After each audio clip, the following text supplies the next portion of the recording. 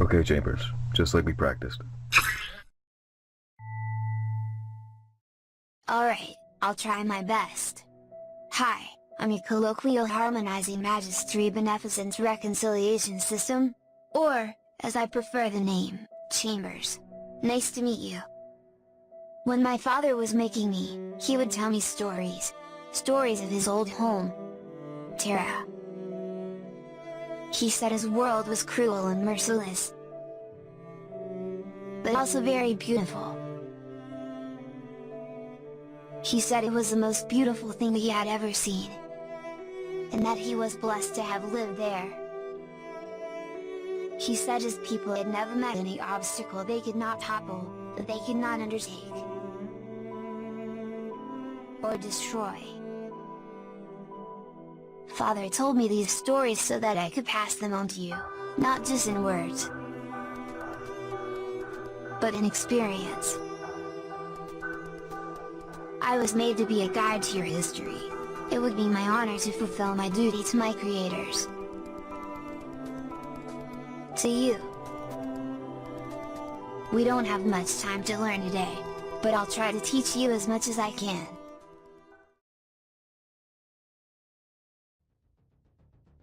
Humanity's genesis was unique in comparison to other organisms on their planet. Man was bipedal, intelligent, determined, and social, destined to master the world on which they lived, and thrived. Humans as we know them, lived in hunter-and-gatherer tribes for many generations. This came to an end when these tribes discovered agricultural cultivation, and animal domestication. These discoveries outproduced their previous methods of survival, while letting them settle, and claim territory. With this new form of survival, and the settlements allowing for the stockpile of resources, beyond what was needed to live, trade came into fruition, and set humanity upon the long road of interconnectivity. The next step along the road was a city-state, and civil philosophy, best known to be embodied by the Greek city-states in southeastern Europe. Each city-state was independent of each other, but considerably cooperative. The area they settled was in highland, thus preventing most forms of invasion and unification. But water-based trade was flourishing, allowing for cultural exchange and languages to be shared. Because of Greece's collection of city-states, it had developed many differing systems on how to govern. Two of the longest-lasting systems would come to be known as fascism and democracy.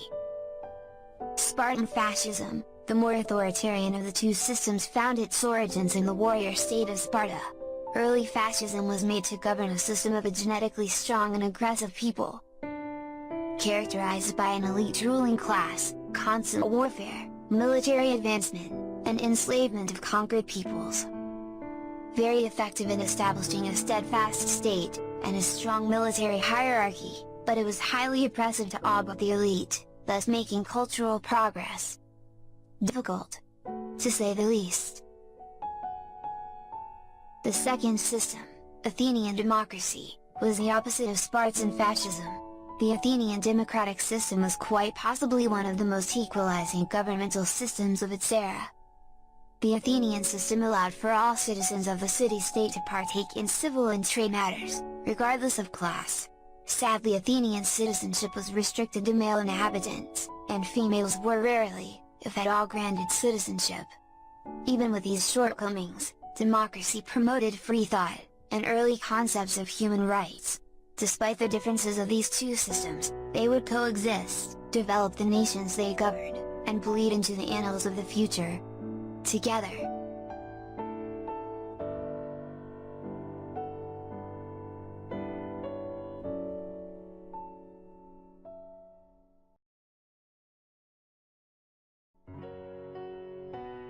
While the Greek and Mediterranean trade routes inspired independent, yet culturally homogeneous nations, land trade routes inspired a different form of nation: the empire. The most ancient of empires, the dynastic Middle Kingdom, or more widely known as China, shall be our focus, as we peer into the legacy of imperialism. The origins of the Chinese Empire are foggy at best. The Chinese language had gone through many changes throughout the generations, and thus records before the first dynasty were typically rendered unintelligible. The most widely accepted theory is, like that of any other nation, the empire began with the people who shared a common language, and the ability to move between settlements relatively freely. This is further stimulated by trade, and population growth. Trade is where China's empire truly shined, and enabled her to be the longest-standing nation the world has ever known. Eurasia had a long-running and extensive trade route called the Silk Road. China dominated this trade system, with the material of the route's namesake, silk. This domination and monopolization allowed China to collect vast amounts of wealth to expand her empire. But the Silk Road played as much a role in the development of China, as it did in the rest of the world. The Silk Road became one of, if not the most critical step in human interconnectivity, as Eastern goods and philosophy made way towards the West. Western goods and philosophy made way towards the East. Humanity had its first taste of consistent cultural exchange and globalization. Its impacts left both the scars of disease and bloodshed, but just as deeply, the glow of cultural enlightenment and progress.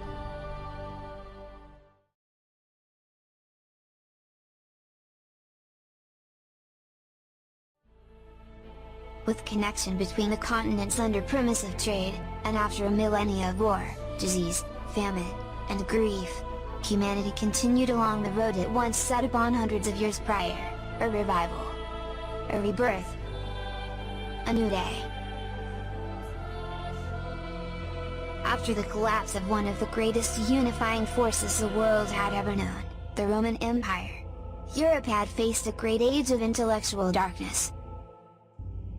The world outside of Europe kept the philosophies and discoveries of that great empire alive, when the home of the old empire fell.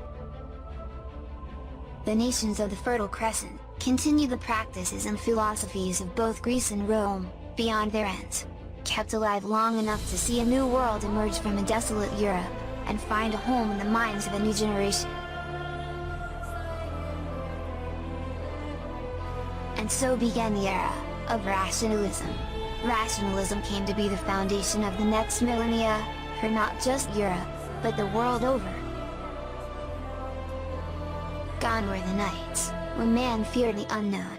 Here was the day man can understand what he feared, and be enlightened by it. Rationalism can easily be described as the processes of logical deduction and theory to explain the world around us. The effects of such a simple premise were very impactful, and in more ways than just scientific. With the revival of classical philosophy, and rediscovery of lost technologies, those with the ability to understand what they had rediscovered, were given a worldview long lost to them. With this reclamation, the Western world surged with new appreciation for the arts and philosophy. Humanism emerged to replace more feudal and less equal power structures between individuals, and would easily find its way into the minds of the most influential artists, politicians, and thinkers of the era. When humanism was combined with old-world democratic values, the realm of the mind had changed, and soon, the world. This marriage of ideas would soon retire empires, forge new independent nations, and bring greater equality to all. With the rejuvenation of thought, old-world strife arose. Fascism and democracy had both reached the point where they could no longer coexist, and erupted into the most devastating war the world had ever seen, the Second Great War. Millions upon millions died on both sides of the conflict, for more reasons than most could bear to remember. Ultimately, democracy and humanist ethics survived the conflict, and fascism had failed. The amount of death and destruction urged humanity to make the decision to take the final step on the road to interconnectivity. Forged from the embers of war, something magnificent had come to halt future conflict: the United Nations. The United Nations was made as a mediator between nations, and to prevent the sins of the past from corrupting the future. One of the most active advocates of peace, would be no other than the man who put forth the concepts of the super weapons that ended it. Albert Einstein. Einstein fled the fascist coup in Germany and the ethnic purges that followed. He joined the Allied war effort, to assist in both scientific and political theory. His influences directly impacted the development of the first nuclear weapons, and the formation of the United Nations. But he was not satisfied with what he helped create, quoted saying that, "In my opinion, the only salvation for civilization and the human race, lies in the creation of a world government, with the security of nations founded upon law. As long as sovereign states continue to have separate armaments, and armament secrets, new world wars will be inevitable." With these words, Albert Einstein was to be even more influential after his era, enduring it, taking us one more step upon the road of interconnectivity, and perhaps even unity. After thousands, upon thousands of years of development, humanity had reached its philosophical, technological, and natural maturation. Humanity had become masters of entire worlds, and masters of their own will, reaching a level of enlightenment and cooperation thought impossible in bygone era, with the power of gods, as written in ancient tomes. Humanity had listened to its past, learned from its mistakes, and forged the future they dreamed of, some leaving their homes behind, but never forgetting the highlands, low shores, and roads they walked together.